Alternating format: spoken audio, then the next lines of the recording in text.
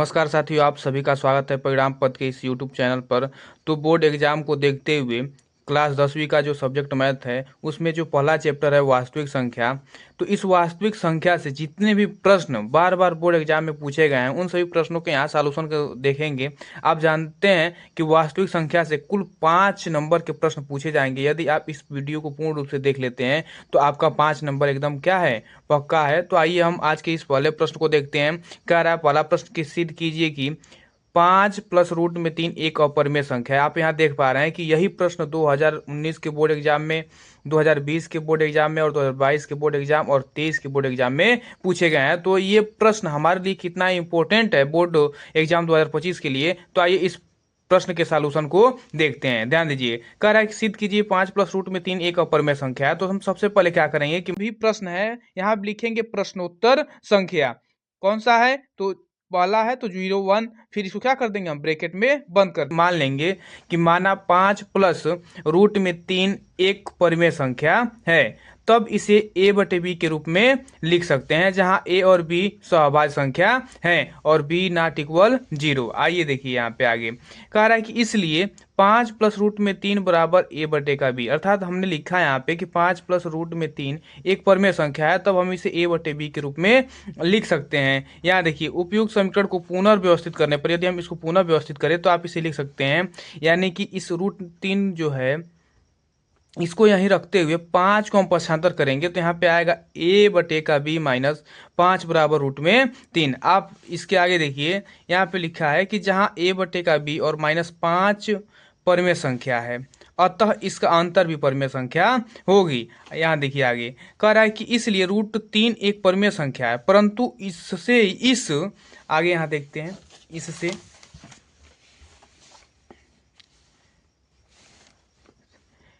इस तथ्य का विरोधाभास है कि रूट 3 एक अपरिमेय संख्या है, इसलिए हमारी कल्पना क्या है, गलत है। करें कि अतः 5 प्लस रूट में 3 एक अपरिमेय संख्या है। इस प्रकार से यदि यह क्वेश्चन बोर्ड एग्जाम में पूछता है तो ये प्रश्न का सॉल्यूशन हम इस प्रकार से करेंगे और हमारा 5 नंबर क्या होगा, पक्का होगा। आइए इसके साथ हम एक अगले प्रश्न को देखते हैं। अगला प्रश्न है कि सिद्ध कीजिए कि रूट 2 एक अपरिमेय संख्या है। देखिए यह प्रश्न 2019, 20, 22, 23 और 24 के बोर्ड एग्जाम में पूछा गया है। यदि इस प्रश्न के सॉल्यूशन को देख लेते हैं तो यदि रूट 2 के स्थान पे रूट 3 आ जाए, रूट 5 आ जाए तो उसका भी सॉल्यूशन हम ठीक इसी प्रकार से करेंगे जिस प्रकार से रूट 2 के सॉल्यूशन को किया गया है। तो आइए रूट 2 के सॉल्यूशन को हम सिद्ध करते हैं। ध्यान दीजिएगा, सबसे पहले हम क्या करेंगे कि माना रूट 2 एक परिमेय संख्या है, तो सबसे पहले हम इसे मान लेंगे कि रूट 2 क्या है, परिमेय संख्या है।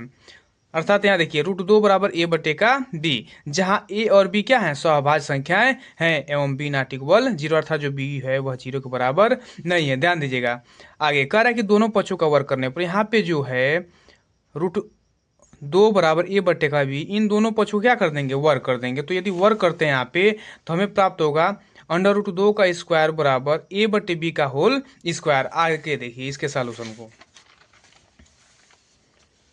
जिस प्रकार से यहाँ सॉल्यूशन किया गया है, कॉपी में लिखा गया है, ठीक इसी प्रकार से आप बोर्ड एग्जाम की कॉपी में लिखेंगे। ध्यान दीजिएगा यहाँ पे है कि रूट में 2 का स्क्वायर करेंगे तो 2 प्राप्त होगा, इक्वल a का स्क्वायर a स्क्वायर बटे b का स्क्वायर b स्क्वायर। आप देखिए यहाँ पे यदि इस b स्क्वायर को पक्षांतर करते हैं तो यहाँ पे आएगा 2b स्क्वायर बराबर a स्क्वायर। इसे हम क्या करेंगे, समीकरण 1 बना लेंगे। यहाँ देखिए कह रहा है कि चूंकि जो 2 है वह a स्क्वायर को विभाजित करता है, इसलिए 2a को भी विभाजित करेगा। ये प्रमेय कहता है यदि 2a स्क्वायर को विभाजित करता है तो 2a को भी क्या करेगा, विभाजित करेगा। आइए इसके आगे देखते हैं।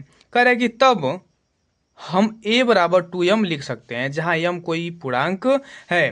ध्यान दीजिए आगे हम क्या करेंगे, कह रहा है कि अब समीकरण 1 में जो हम समीकरण 1 यहाँ बनाए थे में a बराबर 2m लिख सकते हैं। ध्यान दीजिएगा यहाँ पे 2b स्क्वायर बराबर a के स्थान पे क्या रख देंगे, 2m, तो 2m का क्या, होल स्क्वायर। ध्यान दीजिए यहाँ पे 2b स्क्वायर बराबर 2 का स्क्वायर 4 और m का स्क्वायर क्या आ जाएगा, m स्क्वायर। ध्यान दीजिए यहाँ पे 2 है, यहाँ पे 4 है, तो 2 एकम 2 और 2 दूना के 4, अर्थात b स्क्वायर बराबर क्या आ जाएगा, 2m। इसे हम क्या करेंगे, समीकरण नंबर 2 बना देंगे। आइए इसके आगे के सॉल्यूशन को देखते हैं।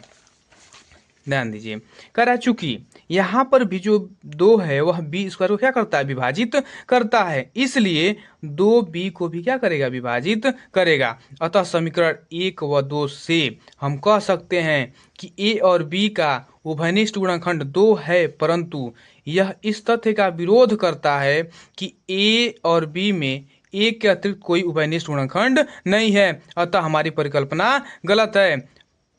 इस प्रकार √2 एक क्या है, अपरिमेय संख्या है। इस प्रकार से हम इस प्रश्न के सॉल्यूशन को सॉल्व करेंगे।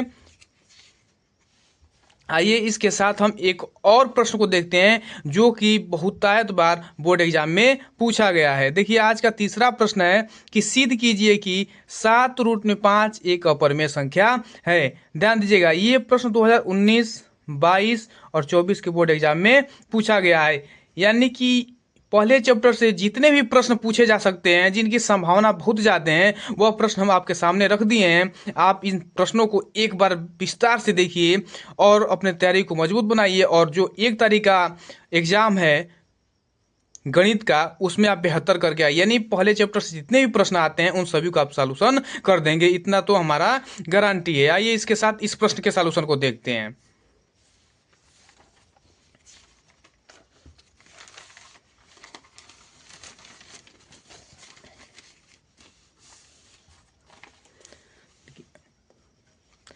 इस प्रश्न के सॉल्यूशन को देखते हैं। कह रहा है कि कल्पना कीजिए कि संख्या 7√5 परमेय संख्या, अर्थात हम मान लेंगे कि माना 7√5 एक परमेय संख्या है। तब अब हम इसे क्या करेंगे, 7√5 बराबर p बट्टे का q, अर्थात जहां p और q सहभाज्य संख्याएं एवं q नॉट इक्वल 0 है। ध्यान दीजिएगा, चूंकि p बटे q बराबर 7√5 है, या हम इस 7 को पक्षांतर कर देंगे दूसरे तरफ, यानी कि यहाँ पे गुणा है तो इधर आएगा तो क्या करेगा, भाग करेगा, अर्थात 1/7 गुणे p बटे का q बराबर √5। ध्यान दीजिए, चूंकि आप देख पा रहे हैं कि p बटे का q परमेय संख्या है, तो 1/7 गुणे p बटे का q भी परमेय संख्या होगी।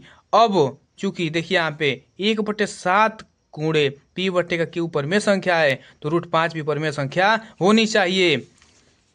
तो मान्य है कि √5 एक अपरिमेय संख्या है, अतः हमारी यह अवधारणा गलत है कि 7√5 एक परमेय संख्या है। इसलिए 7√5 एक क्या है, अपरिमेय संख्या है। इस प्रकार से हम इन प्रश्नों को क्या करेंगे, सॉल्व करेंगे। यहाँ पे 3 प्रश्न है, इन तीनों प्रश्नों को आप एक बार अपने मन से जरूर सॉल्व करेंगे। आज मिलते हैं हम अगले वीडियो में, जो कि सेकेंड चैप्टर से होगा। उससे भी जितने भी प्रश्न बोर्ड एग्जाम में बहुतायत बार पूछे हैं उन सभी प्रश्नों के साथ हम मिलते हैं। तो तब तक के लिए धन्यवाद।